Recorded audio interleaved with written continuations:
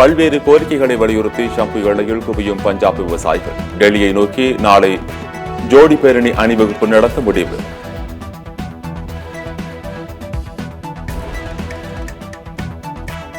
பல்லாவரத்தில் கழிவுநீர் கலந்த குடிநீரை அருந்தியவர்கள் அடுத்தடுத்து 54 பேர் மருத்துவமனையில் அனுமதி. 2 உயிரிழந்ததைத் தொடர்ந்து குடிநீர் மாதிரிகள் ஆய்வுக்கு அனுப்பி வைப்பு.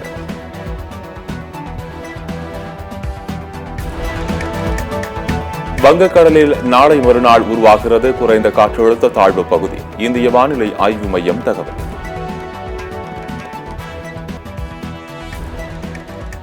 இரண்டாயிரத்து 26 தேர்தலில் அதிமுக ஆட்சி அமைக்கும் என ஜெயலலிதா நினைவிடத்தில் எடப்பாடி பழனிசாமி உறுதி.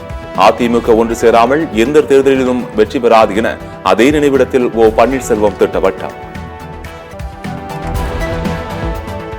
2026 ஆட்சியை பிடிப்போம் என்ற எடப்பாடி பழனிசாமியின் எண்ணம் கனவில்தான் நடக்கும் என டிடிவி தினகரன் வியூகம்.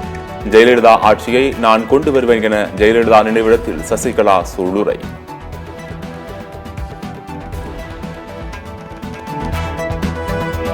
மழை வெள்ளத்தால் பாதிக்கப்பட்ட விழுப்புரம், கடலூர் உள்ளிட்ட 7 மாவட்டங்களில் சிறப்பு சிறு வணிக கடன் திட்ட முகாம் நடத்தப்படும். கூட்டுறவுத்துறை அமைச்சர் பெரிய கருப்பன் அறிவிப்பு.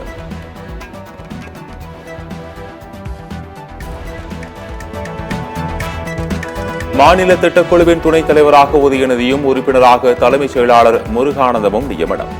துணைத் தலைவராக இருந்த ஜெயரஞ்சன் செயல் துணைத் தலைவராக பதவியிறக்கம். அரசு கல்லூரிகளில் உட்கட்டமைப்பு வசதிகளை மேம்படுத்த 152 கோடி ரூபாய் ஒதுக்கீடு. உயர்கல்வித்துறை அமைச்சர் கோவை செழியன் உத்தரவு.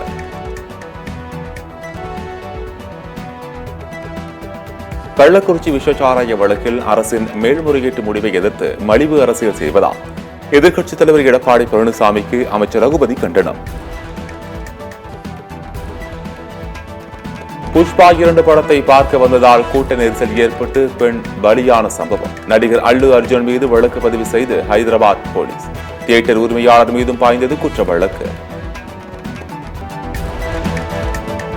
புயல் பாதிப்பிலும் அதிமுக உள்ளிட்ட எதிர்க்கட்சிகள் அரசியல் செய்கின்றன. வருவாய் பேரிடர் துறை அமைச்சர் KKSSR ராமச்சந்திரன் குற்றச்சாட்டு.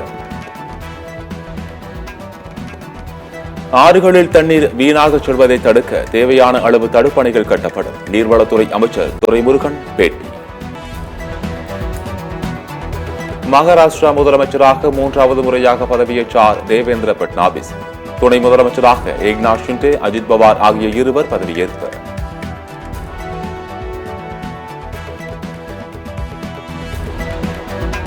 விழுப்புரம் மாவட்டத்தில் நாளையும் பள்ளி கல்லூரிகளுக்கு விடுமுறை அறிவிப்பு. வெள்ள மீட்பு பணிகள் நடைபெற்று வருவதால் மாவட்ட ஆட்சியர் அறிவிப்பு.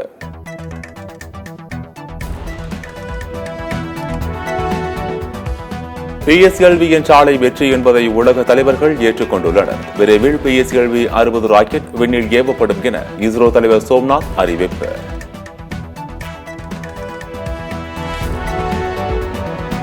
கடும் சரிவிலிருந்து 3 காசுகள் உயர்ந்த இந்திய ரூபாய் மதிப்பு. டாலருக்கு நிகரான இந்திய ரூபாய் மதிப்பு 84 ரூபாய் 72 காசுகளாக நிர்ணயம்.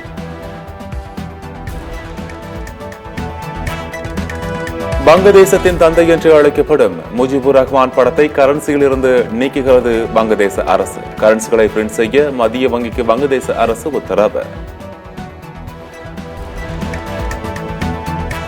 இஸ்லாமாபாத்தில் நடந்த ஒரே போராட்டத்தால் இம்ரான் கான் மீது பாய்ந்த 14 வழக்குகள். முன்னாள் பிரதமர் இம்ரான் கானுக்கு எதிராக தொடரப்பட்ட மொத்த வழக்குகளின் எண்ணிக்கை 76ஆக அதிகரிப்பு.